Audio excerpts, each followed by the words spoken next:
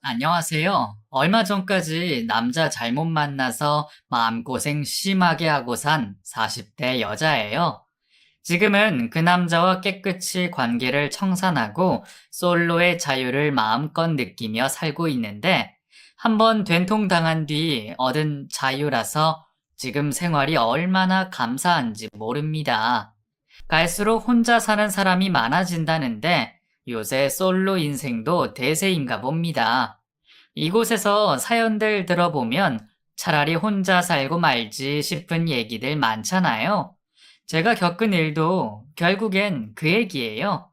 어떤 일이 있었는지 썰을 풀어볼게요. 제 인생에서 지우고 싶은 오점인 그 남자는 바로 저의 전 남편이에요. 그 사람을 처음 만났던 날, 그날을 할 수만 있다면 싹둑 잘라버리고 싶은 게 저의 간절한 소망이죠.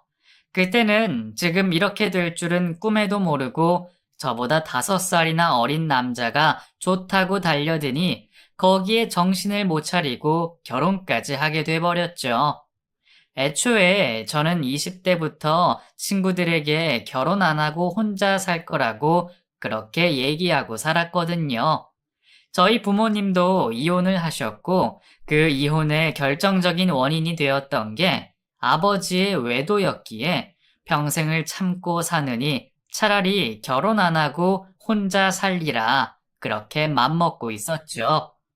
제가 결혼은 왜 하냐고 혼자 살자고 그렇게 얘기를 하면 다들 제 말에 호응을 하며 평생 즐기며 살자고 그랬던 친구들이 시간이 흐르면서 하나 둘 시집을 가고 자식을 낳고 그렇게 살더라고요. 뭐, 다 자기들 인생이니까 결혼도 자기가 선택하는 거지만 대부분 결혼을 하고 싱글이 몇 명 안 남은 38살이 되니 저도 왠지 불안한 마음이 들더군요. 이거사, 왜 결혼을 안 한다는 거야? 네가 뭐가 모자라, 응? 다른 애들 다 시집 가서 잘 사는데 너도 가서 남편 그늘 아래서 편하게 살면 좀 좋아. 남편 그늘이면 다 편해? 엄마는 편하게 살았어? 엄마가 어때서? 이 정도면 됐지. 그리고 남자들이 다 아빠 같은 줄 알아? 요새 남자들은 옛날 사람들 같지 않어. 애도 같이 봐주고 설거지 빨래도 다들 하더만. 나는 안 해요. 그렇게 결혼이 좋으면 엄마나 한 번 더 하던가. 지지배가 못하는 말이 없어. 엄마는 제가 혼자 늙어가는 꼴을 가만히 보고 계실 수가 없어 어디서 자꾸 선을 잡아 오셨어요. 당연히 저는 안 나간다고 했고, 그런 저의 말에도 억지로 선을 잡아 오셨어요. 저도 엄마 닮아 고집은 한 고집 하거든요.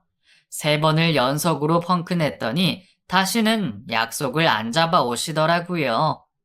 등짝은 수시로 맞았지만 그렇다고 억지로 그런 자리에 앉아 있기도 싫었어요. 결혼 생각도 없는데 그런 자리에 앉아 있는 것 자체가 상대에게 더 신뢰라는 생각도 들었고요. 그렇게 꿋꿋하게 버텼지만 38살의 남은 싱글 친구 3명 중 1명이 결혼을 했어요. 당연히 결혼식장에도 가고 축하를 해줬지만 그때 가슴에 뭔가가 빠져나간 것 같이 허전한 느낌이 들더군요.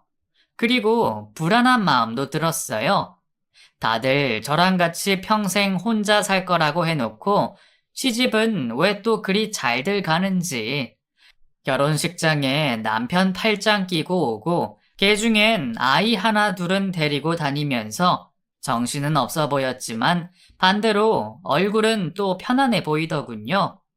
그때 걔들을 보면서 제가 자극받았던 게 바로 안정감 같은 거였어요.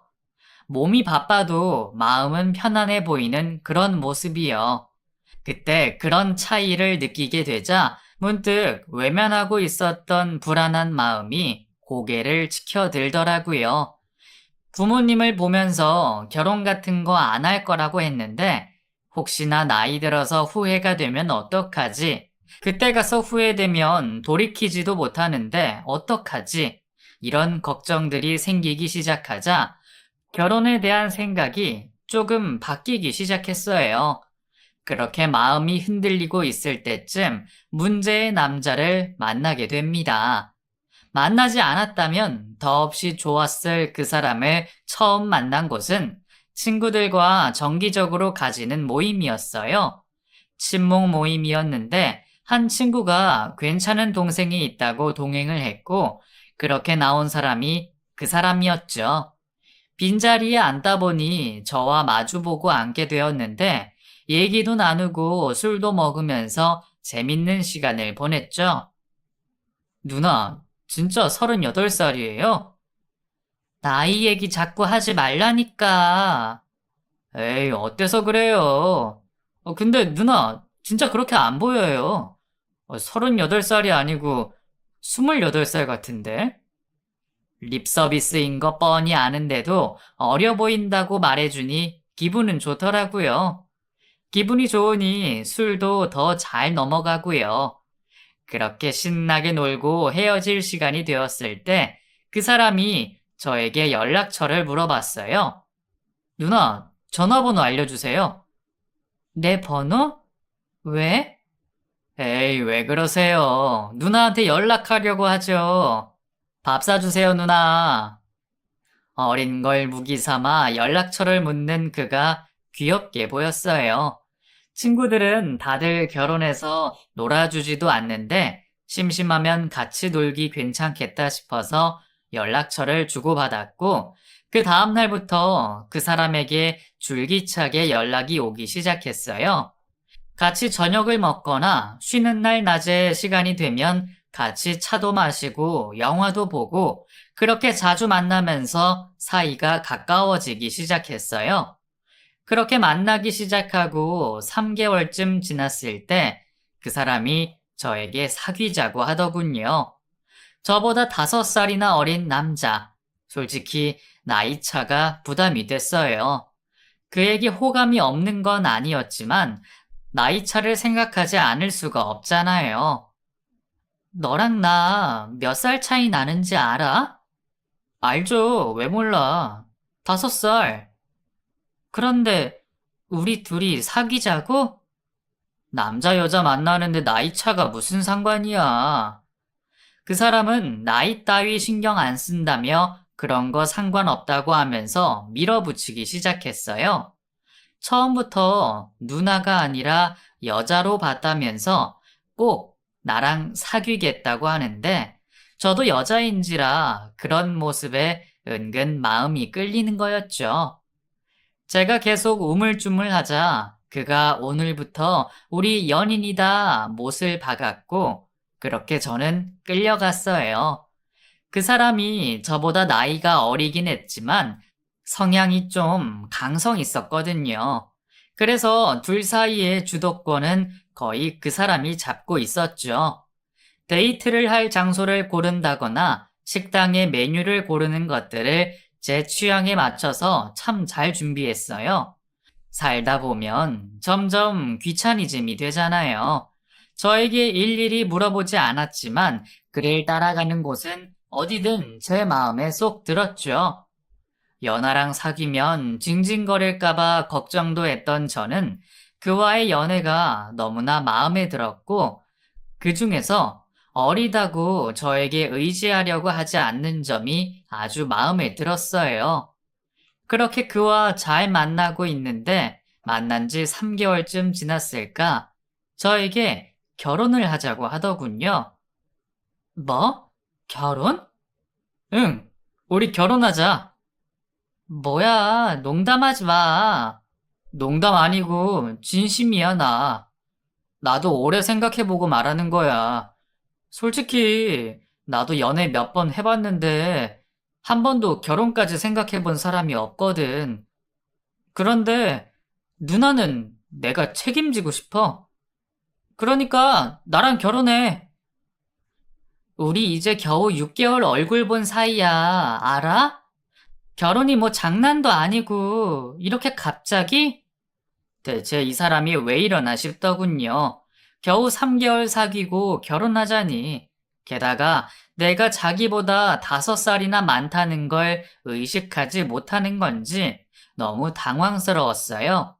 저는 그에게 단호하게 거절을 했어요. 내가 나이가 많고 어른들은 그런 거 안 좋아하신다고 여태 싱글을 고집하며 살아왔는데 뒤늦게 결혼하면서 환영받지 못하는 시댁은 나도 원치 않는다고 솔직하게 말을 했어요. 하지만 그 사람은 고집을 꺾지 않았고 그 뒤로도 줄기차게 결혼을 밀어붙이더군요. 연애할 때도 그에게 밀려서 했던 저는 결혼도 그렇게 될까봐 겁이 났어요. 그러자 저에게 이렇게 말을 하더군요. 사람 어차피 혼자 못 살아. 언젠가는 누나도 누구랑 결혼하고 싶을 거야. 그러니까 지금 이렇게 내가 손 내밀 때 잡아. 내가 평생 행복하게 해줄게. 우리 사귈 때도 그렇게 싫다고 하더니 막상 사귀니까 이렇게 좋잖아. 그러니까 나 믿어. 자기를 믿으라며 큰 소리 뻥뻥 치는 이 사람이 대체 뭘 믿고 이러나 싶더군요. 사귄 지 이제 겨우 3개월. 그를 처음 만난 것도 고작 6개월밖에 되지 않았는데 내 어떤 점을 보고 결혼하자고 하는 건지 도통 이해가 되지 않았어요. 게다가 계속 저는 싱글을 고집하며 살아왔기에 결혼하자는 그의 말이 겁이 나기도 했고요. 결혼해서 잘 산다는 보장이 있는 것도 아닌데 지금까지 고수했던 제 입장을 뒤집으면서까지 이 사람과 결혼하는 게 맞나 확신이 없었어요. 그렇게 우물쭈물하는 저와 달리 그 사람은 계속 결혼을 밀어붙였고 10번 이상 계속 찍어대니 저도 별 수 없이 넘어가 버렸어요. 제가 결혼을 하겠다고 하니 저희 집에서는 두 손 두 발 다 들고 환영했습니다. 그동안 본의 아니게 집에서 똥차 취급을 받았던 저로선 부모님이 이렇게 좋아하시니 이걸로도 된 것 아닌가 싶기도 하더군요. 다만 결혼 상대가 저보다 5살이나 어리다는 건 두 분 다 놀라시더군요. 그의 부모님도 놀라신 건 마찬가지고요. 하지만 결혼을 하는 것에는 반대를 하지 않으셨어요. 당연히 반대하실 거라고 예상했던 저는 의외의 반응에 마음 편하게 결혼 준비를 할 수 있었고요. 그렇게 저는 만난 지 1년 만에 결혼식을 올리게 되었어요. 제 결혼 소식에 주변 사람 반응이야 다 똑같았어요. 다들 제가 결혼한다는 것에 놀라면서도 모두들 축하를 해줬거든요. 그렇게 모두의 축하 속에 저는 결혼식을 올렸고 5살 어린 남편과 신혼여행을 시작했어요. 그때를 회상하면서 글을 쓰다 보니 갑자기 생각이 난 장면이 있네요. 결혼식 당일날 저희 엄마는 제게 늦게나마 결혼을 한다는 게 좋으셨는지 싱글벙글이셨어요. 보통 친정엄마가 눈물을 흘리시잖아요. 저희 엄마는 전혀 눈물 따위 보이지 않으셨고 오히려 시어머님은 펑펑 우셨어요. 눈물이 계속 흘러서 아예 손에 손수건을 들고 식을 진행했던 기억이 나네요. 외아들이라 감정이 애틋하셨던지 완전히 반대된 어머님들의 모습에 하객들이 수군대던 모습이 아주 선명히 기억나요. 그 모습에 참 민망했었거든요, 제가. 어쨌든 그렇게 저희의 결혼 생활이 시작되었고 처음 6개월은 정말 행복했어요. 재미도 있었고요. 사귄 지 1년도 안 된 상황이니 콩깍지가 벗겨지기도 전이잖아요. 그러니 둘이 얼마나 좋았겠어요. 사귈 때는 데이트 후에 헤어질 때면 아쉽고 그랬는데 결혼하고 나니 같이 한 집으로 들어가니 헤어질 아쉬움도 없고 또 그 사람이 살림을 참 잘했거든요. 요리를 어찌나 잘하는지 제가 저녁을 준비한다고 해도 어느새 앞치마를 메고 주방에 서서 재료를 다듬고 있었어요. 그러면서 저더러 소파에 가서 쉬라고 했죠. 제가 필요하다 싶은 것들은 말을 하기도 전에 다 준비하고 챙겨주고, 그렇게 참 저에게 잘해줬어요. 자기가 좋으면 간이고 쓸개고 다 빼주는 사람 있잖아요. 그 사람이 딱 그런 케이스였죠. 하지만 그 행복한 시간은 오래 가지 않았어요. 사람이 일관성이 참 중요한데, 이 사람은 일관성은커녕 양은 냄비 같은 사람이었어요. 자기, 나 퇴근했는데 오늘도 늦어? 어쩌지? 오늘 동기 모임이 있어서 늦을 것 같은데. 모임? 나한테 그런 말 없었잖아. 미안. 요즘 내가 자꾸 깜빡해. 일찍 들어갈게. 저녁 챙겨 먹고 그래? 결혼하고 6개월 정도 지났을 때 저와의 저녁 식사는 한 번도 놓치지 않았던 사람인데 그때부터 혼자 밖에서 외식을 하고 들어오는 날이 생기기 시작했어요. 외식 할 수 있죠. 그 사람도 사회생활 하는 사람인데 인맥 관리도 하고 친구들과 회포도 풀고 그래야죠. 그걸 이해 못하는 건 아니에요. 다만 뭐든 정도라는 게 있잖아요. 결혼을 했으니 뭐든 저와 해야 한다 그런 게 아니라 일주일에 한두 번은 자기 볼일을 보고 나머지는 집에 와야 되는 거잖아요.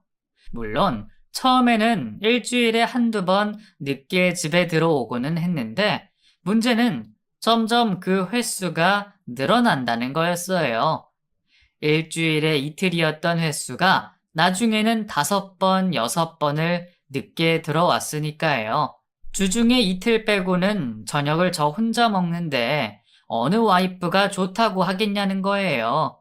그것도 신혼에 결혼 1년쯤 되었을 때 그 지경이 되었는데 저도 사람이잖아요. 화가 당연히 나죠. 그래서 따졌어요. 오늘도 늦어? 아니, 자기 너무한다고 생각 안 해? 에이, 왜 그래? 아니, 지금 이번 주만 해도 월, 화, 수, 목, 금 모두 늦게 들어오잖아. 당신 대체 밖에서 뭐 하고 다니니?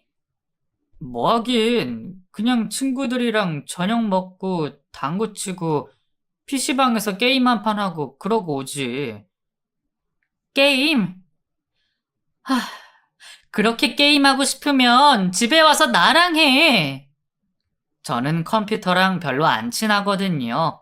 그래서 컴퓨터 게임은 하나도 안 하는데 그 사람을 집에 붙들어 놓는데 게임이 필요하다면 익숙하진 않지만 저도 해볼 요량이었어요. 그래서 집에서 하라고 했더니 에이, 자기랑 하면 재미없지. 뭐? 저랑 집에서 시간 보내는 게 재미없다고 하는 겁니다. 그 말을 듣는데 정말 너무 속상하더군요. 어떻게 결혼하고 1년도 되지 않아서 벌써 시들해졌다고 밖으로 돌 수 있는 건지, 사람이 변해도 이렇게 변할 수가 있는지 배신감마저 들었어요. 결국 저희는 주말마다 집에 붙어 있기만 하면 부부싸움을 했고, 그 싸움 끝에는 결국 그가 집을 나가버렸어요. 어디가? 알아들었다고! 나도 숨 좀 쉬자!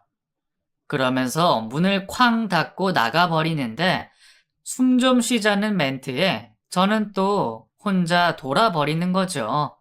일주일 내내 숨 쉬게 해줬는데 주말에도 숨을 쉬겠다고 집을 나가버리다니 상황이 이쯤 되자 결혼한 것이 너무 후회됐어요. 부모님의 모습을 보면서 결혼을 안 하겠다고 다짐했었는데 결국 이 사람 꼬임에 넘어가 예상이 되는 결혼을 하고 말았다고 내 발등을 내가 찍었다는 사실에 너무 후회를 했죠. 눈물을 쏟을 정도로 속상한 마음이 들어도 어쩌겠어요. 이미 사람들 앞에서 그 유난을 떨며 결혼식까지 올린 상황에 어떻게든 이 결혼을 유지하기 위해 애를 써야죠, 뭐. 그래서 남편의 마음을 돌릴 방법이 뭐가 있을까 고민을 하다가 아이를 가져야겠다는 생각이 들더군요.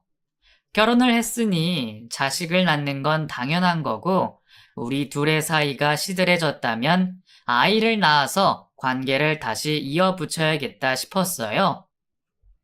저기, 우리도 이제 결혼한 지 1년이 됐는데, 아이 가질까? 내 나이도 있고 해서 더 늦추면 안 될 것 같아. 애기? 왜, 자기 닮은 아이 있으면 너무 귀여울 것 같지 않아? 내 친구들 보니까 애 때문에 힘들다던데. 돈도 그렇고, 시간도 그렇고, 우리 모임하는데 애 때문에 못 나오는 친구도 있어. 와이프가 못 가게 해서. 이렇게 말을 하면서 임신에 대해 부정적인 반응을 보이는 겁니다. 저는 결혼 생활을 어떻게 하면 원만히 헤쳐나갈까 궁리해서 말을 한 건데, 애 같은 말을 하면서 책임지기 싫다는 어조로 얘기하는 모습에 순간 어찌나 화가 나던지요. 겨우 화를 가라앉히며 다시 말을 꺼내봤지만 제 말이 전혀 먹히지 않는 겁니다. 대체 나랑 뭐 하자는 건가 싶더군요. 결혼하자고 꼬실 때는 하늘의 별도 따다 줄 것처럼 그러더니 어떻게 사람이 이렇게 변할 수가 있는지, 저에게 청혼한 사람이 이 사람이 맞나 싶을 정도로 낯설었어요. 지금 보여주는 모습이 본 모습일 텐데 사람을 제대로 보지 못한 제 잘못이었어요. 그런 제 속사정을 모르시는 시어머님은 아이를 빨리 안 가지냐며 저를 재촉하셨죠. 얘 아가, 니들 애기 소식은 없니? 시어머님의 말에 저는 묵묵히 남편을 쳐다봤어요. 그러든가 말든가 핸드폰 게임 삼매경에 빠져 있는 남편이었죠. 왜 생각이 없어요, 어머님? 그런데 현수 씨가 아직 아이 생각이 없대요. 뭐? 인서가 결혼했으면 당연히 애를 가져야지. 생각하고 자시고 할 게 뭐가 있어? 엄마, 우리가 알아서 할게요. 어머님이 호통을 치셔도 시큰둥한 그 사람 반응에 한숨만 나왔죠. 그런데 더 웃긴 건 시어머님의 말이었어요. 남자는 여자 하기 나름이라는 말 모르니? 네가 현수 좀 잘 구슬려 봐라. 어쩌겠니? 네가 나이가 많아서 하루라도 빨리 임신해야 하는데. 그러니까 네가 좀 나서 봐. 응? 제가 나이가 많아서 그러니 남편 잘 구슬려라는 말 이해가 되시나요? 물론 생리학적으로는 맞는 말씀이죠. 그런데 며느리한테 대놓고 그렇게 말씀하시면 제 기분이 어떻겠어요? 그 말을 듣는 순간 어찌나 자존심이 상하던지요. 애를 낳으려고 결혼을 했나 싶기도 하고, 내 나이 많은 거 다 아시면서 결혼 허락하셨으면서 굳이 이렇게 말씀하실 일인가 싶기도 하더군요. 문제는 제가 아니고 본인 아들인데 저에게 문제가 있는 것처럼 말씀하시는 것 같아 억울하기도 했어요. 결혼 생활이란 거 1년밖에 안 했지만 참 어렵구나 싶더군요. 그렇게 쉽게 홀라당 넘어가서 결혼하는 게 아니었는데 후회가 너무나 됐어요. 그 사람이 아이 생각이 있든 없든 저 혼자 임신을 목표로 몸 관리를 했어요. 결혼하고 1년 동안 피임을 하지도 않았는데 아이가 생기지 않는 걸 보면 정말 저한테 문제가 있는가 싶기도 하고요. 그래서 영양제도 챙겨 먹고 운동도 시작했어요. 여전히 주 5일은 늦게 들어오는 남편이었지만 더 이상 스트레스 받지 말자 싶어 관심도 끊었죠. 결혼했다고 다 인꼬새처럼 사이가 좋아야 하는 건 아니잖아요. 그 사람에 대해 내려놓기만 하면 이런 생활도 나쁘지 않다 싶더군요. 그렇게 저만의 방법을 찾아가던 중 기절초풍할 일이 생깁니다. 바로 남편의 금융사고예요. 저기, 나 할 말 있는데, 어쩐 일인지 그날따라 집에 일찍 들어와 저에게 저녁도 만들어주고 화장실 청소도 하면서 시키지 않은 일을 하더군요. 마치 신혼 초로 돌아간 것 같았어요. 갑자기 다른 행동에 낯설었지만 이제 마음을 좀 잡았나 싶은 기대도 없지 않았어요. 그래서 기분 좋게 저녁을 먹고 TV를 보며 쉬고 있는데 갑자기 말을 꺼내더라고요. 왜 그래? 무슨 일 있어? 그게 있잖아. 말을 잇지 못하고 뜸을 들이는 모습을 보고 있자니 뭔가 촉이 왔어요. 대형 사고구나 싶었죠. 아니나 다를까 뒤이어 나온 말에 저는 두 눈을 감을 수밖에 없었어요. 그렇게라도 해야 저를 진정시킬 수 있겠더라고요. 실은 우리 집 말이야. 내가 돈이 없어서 아는 형님들한테 빌린 거거든. 뭐? 빌린 돈? 결혼을 할 때 집을 구하면서 전세와 매매가가 별 차이가 나지 않아 매매를 했거든요. 매매하면서도 돈이 부족해 3분의 2는 대출을 끼고 구매한 집인데 그 나머지 돈도 빌렸다는 말에 황당했어요. 그러니까 저희 집이 몽땅 빌린 돈으로 산 집이라는 말이었죠. 어머님, 아버님이 해주신 돈 아니야? 아니야. 우리 집에 돈 없어. 결국 100%다 빚으로 빌린 아파트라는 말인데 그 빌린 돈을 그동안 제대로 갚지 못해서 그 형님들이 화가 났고 일시불로 갚으라고 으름장을 놨다는 말을 하더군요.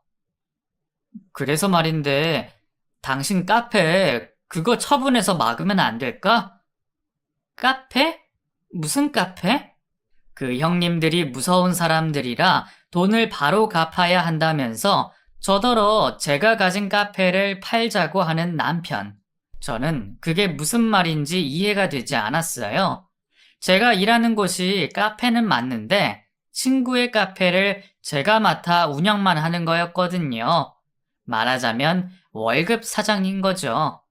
그런데 남편은 제 카페인 줄 알고 있었다는 겁니다. 아니, 그럼 그 카페가 내 건 줄 알았어? 직원들이 당신 거라고 해서 그런 줄 알았지. 그럼 당신 거 아니야? 에이씨. 제 카페가 아니라는 걸 그때서야 알게 된 남편은 망했다는 표정으로 좋다 말았네 식의 말을 하더군요. 이쯤 되니 제가 할 말이 없어졌어요. 결혼할 때 집은 걱정 말라며 그렇게 자신만만해 하더니 결국엔 대출과 사채로 아파트를 구해놓고 제 소유의 카페를 팔아서 만회할 생각이었던 거죠. 가만히 보고 있자니 기가 차더군요. 저는 그 사람에게 이거 사기 결혼이냐고 따져 물었고 그 말에 기분 나쁜 그 사람도 저에게 큰 소리로 자기를 속였다며 저더러 사기 결혼이라고 하더군요. 그렇게 그날도 서로 소리 지르며 대판 싸웠고 그 인간은 결국 집을 나가버렸어요. 어쩌다가 내가 이런 상황이 됐는지 막막하고 화가 나고 너무 속상했어요. 결혼 상대를 고르다가 결혼이 늦은 것도 아니었고 단지 행복하게 살고 싶어서 결혼은 하지 말자 그랬던 거였어요. 뒤늦게 생각을 고쳐먹고 날 사랑해주는 사람을 만나 결혼한 건데 결국 이 지경이 되니 내가 뭘 그리 잘못을 했나 싶더군요. 운이 없다고 해야 하는 건지 복이 없다고 해야 하는 건지 저는 감당할 수 없이 몰아치는 상황들에 정신적으로 너무나 지쳐가고 있었어요. 제가 속이 상한 건 상한 거고 금융사고는 그것대로 먼저 처리해야 했어요. 별 수 없이 살던 신혼집을 매매하고 갈 곳이 없어진 저희는 시댁으로 들어가게 됐습니다. 친정에서는 당장 이혼하고 오라고 난리셨고 저도 그러고 싶은 마음이 굴뚝 같았지만 겨우 마음을 진정시키고 저를 다독였어요. 다 늦게 결혼해서 얼마 살지도 못해 이혼했다는 소문이 도는 게 너무 싫었어요. 그래서 죽이 되든 밥이 되든 버텨보자 싶더군요. 신혼 가구며 가전들 둘 곳도 없어서 컨테이너에 우선 맡기고 달랑 트렁크 2개만 들고 시댁에 들어가니 시부모님은 멋쩍은지 저와 제대로 얘기도 못 나누셨어요. 그 사람도 할 말이 없던지 트렁크를 올려놓고는 밖에 나가버리더군요. 현수가 알아서 한다고 해서 우리는 그런 줄만 알았지. 이렇게 될 줄 누가 알았겠니? 이왕 이렇게 된 거 당분간 같이 지내면서 방법을 찾아보자. 아, 니들 아직 젊고 그런데 설마 삿입에 거미줄이야 치겠니? 물론 저를 위로하시려고 하신 말씀이겠죠. 하지만 태평스럽게 그런 말씀을 하신들 저의 기분은 조금도 나아지지 않았어요. 제일 큰 문제는 남편이란 사람의 태도였어요. 이미 일어난 일, 미안하다고 사과하고 다시 열심히 살아보겠다고 하면 저도 힘을 보태서 뭐라도 해보려고 하지 않겠어요? 그런데 시댁으로 이사한 첫날부터 저만 덩그러니 시댁에 두고 밖에 나가버리니 대체 나랑 뭐 하자는 건가 싶더군요. 나랑 살 생각은 있는지, 이렇게 나오는데 내가 가정을 지키려고 애를 써야 하는 건지 헷갈렸어요. 당분간 분위기를 좀 보고 진지하게 앞으로 어떻게 살 건지 얘기를 나눠봐야겠다고 생각하고 있는데 저에게 큰일이 생겼어요. 그렇게 기다리던 임신이 하필 그때 된 거예요. 느낌이 이상해서 병원을 갔는데 이미 임신 3개월. 그간 집을 팔고 이사를 하느라 정신없이 지냈는데 임신이 된 줄도 모르고 있었던 거예요. 병원에서 아이 심장 소리를 듣는데 얼마나 눈물이 나던지. 남편도 없이 홀로 그 소리를 듣고 있던 제 처지가 속상하고 친정엄마 생각이 너무나 많이 나서 눈물이 계속 흘렀어요. 간호사가 당황을 해서 저에게 휴지를 건네주며 어깨를 토닥여 주는데 그 손길이 또 너무 의지가 돼서 눈물이 멈추질 않았죠. 엄마, 나 임신이래. 뭐? 정말이야? 아이고, 우리 설아가 이제 어른이 된다. 뭐 먹고 싶은 거 없어? 다른 데 가지 말고 엄마 집으로 와. 응? 저는 엄마가 너무 보고 싶었어요. 그래서 시댁으로 가다가 차를 돌려 친정으로 갔죠. 친정 엄마가 차려주는 저녁밥을 먹으면서 마음이 얼마나 편하던지. 시댁에서의 생활이 낯설어 잠도 설치고 있었기에 익숙한 친정이 너무나 좋았어요. 오늘은 그냥 여기서 자고 가, 응? 아니야. 가서 조서방한테도 알려야지. 오늘 저녁 너무 맛있게 먹었어요. 새삼스럽게 인사는 언제든 와. 밥 해주는 거 별거 아니니까. 엄마는 제가 안쓰러워 잡은 손을 놓지도 못하시고 계속 잡고 계셨어요. 아직 낳아서 키우지도 않았는데 벌써 철이 든 건지 엄마 얼굴이 새삼 나이 들어 보여 또 눈물이 흘렀죠.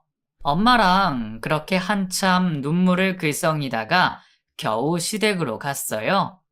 같이 계속 살지 말지 고민했던 남편이지만 뱃속 아이의 아빠라는 생각에 그래도 내 남편이다 이렇게 마음을 돌려먹었어요. 언제 집에 들어올지 모르겠지만 그래도 둘이서 작은 축하는 해야 하지 않을까 싶어 케이크도 하나 사서 집으로 들어갔죠. 시부모님께 임신 사실을 알렸더니 잘 됐다고 말씀은 하시는데 또 느낌상 억지 웃음 지으시는 것 같았어요. 임신하라고 그렇게 닥달할 땐 언제고 상황이 이러니 걱정이 되시는 것 같았죠. 씁쓸한 마음을 감추지 못하고 방에 들어가 그 사람을 기다렸어요. 오늘은 일찍 들어오라고 문자까지 보냈는데도 밤 11시가 넘도록 집에 오지 않는 사람이었죠. 기다리다가 결국 혼자 잠들었는데 문득 이상한 기분에 잠이 깼어요. 눈을 뜨자마자 저는 기겁을 하고 맙니다. 눈을 떴을 때 익숙한 천장이 보인 게 아니라 저를 내려다보고 있는 한 쌍의 눈과 마주쳤거든요. 야! 저는 너무 놀라 비명을 질렀고 다시 쳐다보니 그 눈은 바로 시어머님이었어요. 시어머님은 기겁하는 저를 향해 검지손가락을 들어 쉬 하시더니 씩 웃고는 방을 나가시더군요. 꼼짝도 못하고 누워있던 저는 불이 나게 일어나 방문을 걸어 잠그고 불을 켰어요. 가슴이 두근두근 거리고 심장이 멎을 것 같았어요. 급히 남편에게 전화를 걸었지만 이 인간은 어쩜 그리 도움이 안 되는지 전화를 받지 않더군요. 몇 번이나 전화를 걸었지만 음성 안내로만 넘어가는 전화를 원망하며 뜬 눈으로 그 밤을 새웠어요. 아침 동이 트고 나서야 잠시 쪽잠을 잤죠. 완전히 날이 밝고 나서야 주방에서 그릇 소리가 들렸고 잠시 뒤 시아버님과 얘기를 나누는 시어머님 소리가 들렸어요. 저는 조심히 밖으로 나가 시어머님께 여쭤봤어요. 어머님, 어제 제 방에는 왜 들어오셨어요? 응? 내가 언제?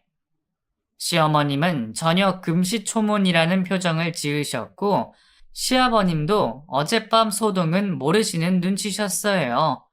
두 분의 반응이 그러하니 저는 마치 꿈을 꾼 것 같은 기분이 들었어요. 하지만 제 핸드폰에 남편에게 건 전화 목록은 그대로였고 절대로 꿈이 아니었다는 걸 증명했기에 어리둥절해지기만 했죠.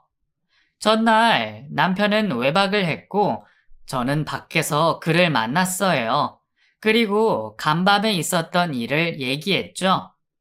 와, 이제 우리 엄마까지 모함하냐? 모함? 내가 거짓말 한다는 거야?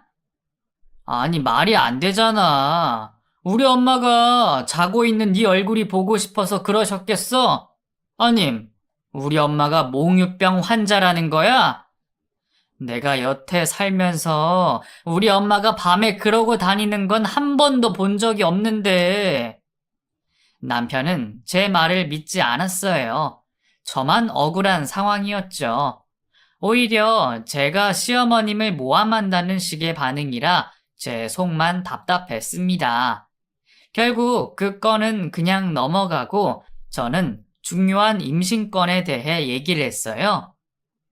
진짜 임신했냐? 하여간 박서라, 집요해 집요해. 내가 애 싫다고 그렇게 말했는데 기어이 지 맘대로. 지금 말 너무 심한 거 아니야? 아, 몰라. 맘대로 해. 그 사람은 맘대로 하라면서 가버렸어요. 지 새끼 가진 여자한테 맘대로 하라고 하고는 그냥 가버리는 인간이 세상 어디 있을까요? 이럴 거면서 왜 결혼하자고 한 건지 혼자 남겨진 저는 눈물만 흘리고 있었어요. 답답한 마음에 친한 친구에게 속풀이를 했어요. 친구는 자기가 더 열불을 내면서 당장 이혼하고 아이도 지우라고 하더군요. 둘 다 내 발목을 잡을 뿐이라면서 관계를 끊어야 한다고 했어요.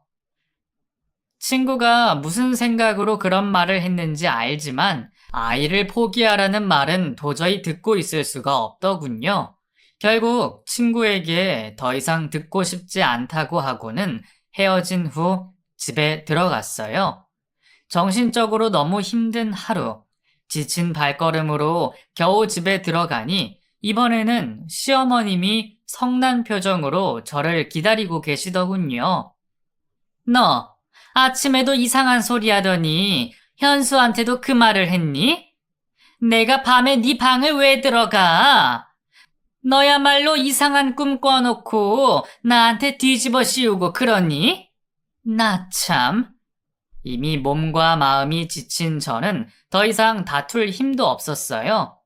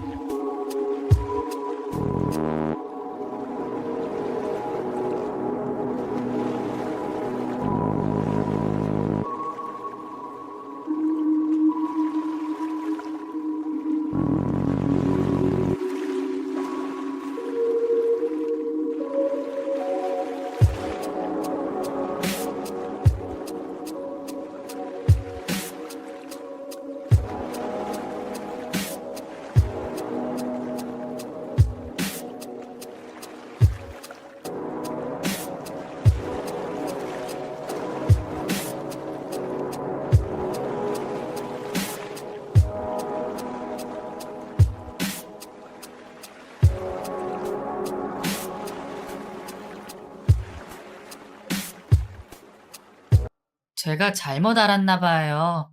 죄송해요. 이만 들어가 보겠습니다. 저는 곧장 방으로 향했고 방문을 여는 제 뒤통수를 향해 시어머님의 말이 꽂혔어요. 애초에 나이 많다고 했을 때 반대했었어야 했어. 현수가 그렇게 사람 좋다고 해서 마음에 안 들어도 허락했더니 기만 세가지고 저렇게 지 잘난 척만 하니 현수가 마음이 편하겠냔 말이지. 현수 일이 안 된 것도 다 이유가 있어. 저 들으라는 듯이 하는 말을 들으며 속이 뒤집어졌어요.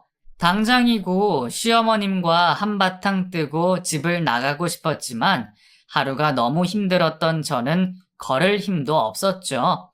저는 방문을 걸어 잠그고 곧장 침대로 들어가 누웠어요. 아랫배가 살살 아픈 게 뱃속의 아이가 걱정이었지만 아이를 어루만지듯 손으로 배를 문지르며 잠을 청했죠. 곧바로 저는 잠이 들었어요. 잠결에 문고리 소리가 들려서 잠이 깬 저는 시계를 보니 새벽 3시더군요. 방문을 잠그고 잠들었던 게 떠오름과 동시에 다시 문을 돌리는 소리가 났어요. 다행히 잠긴 상태라 문이 열리지 않았고 몇 번 더 소리가 들린 후 잠잠해지더군요. 등골에 소름이 쫙 돌았어요. 그 밤에 방문을 열려고 했던 사람은 시어머니일 거라 믿어 의심치 않았죠. 그 밤도 깊이 잠들지 못하고 잠을 설친 저는 이튿날 시어머님을 살폈어요. 하지만 간밤에 일어난 일에 대해 전혀 모른다는 표정이었기에 아무 말도 하지 않았죠. 도저히 여기 있을 수가 없다 싶었어요. 아이를 혼자 키우더라도 남편과는 그 사람과는 인연이 여기까지다 싶더군요. 여전히 밖으로 나돌며 자기가 유부남인 것도 잊은 채 살고 있는 남편이란 인간과 마지막으로 얼굴 보고 끝내자 싶어 하루를 시댁에서 머물기로 했어요. 그래서 그날도 남편을 기다렸지만 그 인간 결국 집에 들어오지 않더군요. 저는 그에 대해 모든 걸 내려놓기로 맘먹고 시댁에서의 마지막 잠을 청했어요. 물론 방문을 걸어 잠궜고요. 그런데 그 밤도 어김없이 방문이 덜컥덜컥 흔들렸고 그 소리에 깜짝 놀란 저는 잠에서 깼어요. 어제처럼 몇 번 그러고 말겠지 했는데 어쩐 일인지 방문이 딸칵 열리고 말았어요. 기겁한 저는 황급히 침대 밑으로 숨었고 시어머님이 방 안으로 들어오시더군요. 저를 찾는 듯 침대 곁을 서성이던 시어머님은 제 화장대가 있는 곳에서 멈춰서서 한참을 계셨어요. 서랍이 열고 닫히는 소리, 화장품들이 부딪히는 소리들이 들리다가 곧 방을 나가시더군요. 방을 나서자마자 저는 침대 밑에서 나와 방과 거실에 불을 모조리 켰어요. 그리고 곧 안방을 들어가려고 하는 시어머님을 붙잡았죠. 어머님! 등을 돌리고 있던 시어머님을 돌려 세우니 얼굴에 제 화장품으로 덕지덕지 화장을 한 모습이 눈에 들어왔어요. 그리고 제 속옷을 옷 위에 걸치고 있는 시어머님은 저와 눈이 마주치자 씩 웃으시는 거죠. 소름이 끼쳤어요. 저는 너무 무서워서 뒷걸음질을 쳤고 시어머님은 저를 향해 천천히 걸어오셨어요. 너무 놀란 저는 비명을 질렀어요. 그 소리에 안방에서 아버님이 나오시면서 상황을 보시고는 시어머님을 급히 부르시더군요. 그러면서 시어머님은 정신을 잃으셨고 그 길로 저는 방에 들어가 외투와 가방을 들고는 집을 나왔어요. 그 길로 바로 택시를 불러 친정으로 갔습니다. 오밤중에 나타난 딸이 울며불며 정신을 못 차리고 있으니 친정 부모님은 난리가 나셨어요. 아무리 해도 제가 진정이 안 되니 응급실로 저를 데려가셨고 그날 저는 아이를 잃고 말았어요. 그렇게 소중한 내 아이가 결국 버티지 못하고 떠나버렸죠. 그 일이 있고 한동안 집 밖을 나오지 못했어요. 정신적 충격이 너무나 컸던 탓에 저는 살아갈 의욕을 모두 잃은 채 숨만 쉬고 있었죠. 그러는 사이 그 사람이 몇 번이나 집으로 찾아왔지만 친정 부모님은 문전박대를 하시며 얼씬도 하지 말라고 하셨어요.